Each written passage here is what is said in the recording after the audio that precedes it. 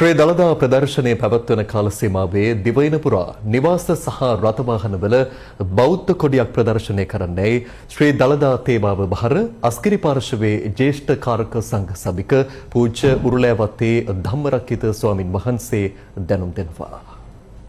මුළු නගරේම එක පැත්තකින් රාත්‍රී කාලයට විදුලි ආලෝකයෙන් සැරසීම මහනුවර නගරේ ඒ විතරක් නෙවෙයි කොඩි ආදිය තමා මුළු නගරේම සැරසීමට තීරණය කළා. එය එහෙම වෙන අතර ලංකාව පුරාම මේ ගමනාගමනයේ යෙදෙන මහ ජනතාවගේ ප්‍රවාහන පාසුකම් යෙදෙන වාහන සියල්ලගේම බෞද්ධ කොඩිය හෝ නැත්නම් දළදා දැක්මට ආවේනික වෙච්ච අලුතින් නිර්මාණය කරපු කොඩියක් තමා ඒ බසය නැත්නම් ඒ වාහනය සැරසීමට ද නියම කරගත්තා මුළු ලංකාව පුරාම. ඒ හරහා යම් පණිවිඩයක් සමාජයට දීමට මේ දින 10-12 ඇතුළත බලාපොරොත්තු වෙනවායි කියන වග සිහිපත් කරන්නට ඕන. මේ කටයුත්ත සඳහා සහභාගී වෙන්න, පැමිණෙන්න, ඒ වගේම ඔබ සංවරශීලීව හැසිරෙන්න.